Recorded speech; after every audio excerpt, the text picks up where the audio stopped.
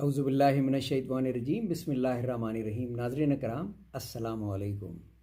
سورہ الاعراف آج کی آیات ہیں 31 سے لے کے 40 تک۔ سورہ اعراف کی خوبصورتی یہ ہے کہ اس میں اللہ تعالیٰ نے شیطان کے تمام وظائف بتا دیے کہ جب شیطان نے مجھ سے اجازت لے لی کہ میں بنی نوع انسان کو بہکاتا رہوں گا تا وقت قیامت، اس کے بعد شیطان نے کس طرح نبیوں کو ورغلایا اور کس طرح آنے والی قوموں کو ورغلایا، تو پھر اللہ نے کس طرح ان قوموں کو تباہ کیا اور آخر میں شیطان کو پکڑ لیا۔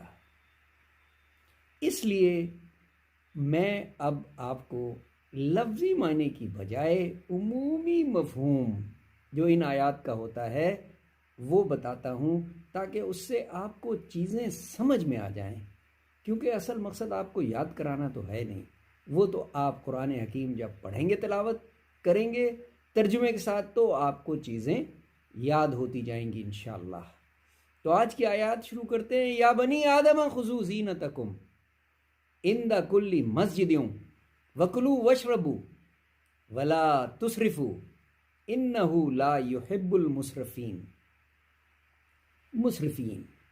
اے اولاد آدم، لے لو اپنی آرائش ہر نماز کے وقت اور کھاؤ پیو اور بیجا خرچ نہ کرو۔ اب اس پوری ایک آیت میں جو اس کا کرکس ہے وہ یہ ہے کہ اللہ تعالیٰ بیجا خرچ کرنے والوں کو پسند نہیں کرتا، اور اللہ نے فرمایا کہ کہہ دو کہ نعمتیں نہیں ہیں حرام بندوں کے لیے، مومن کے لیے ہیں، تو سمجھو رب کی ہدایت۔ یہ بہت اہم نقطہ ہے۔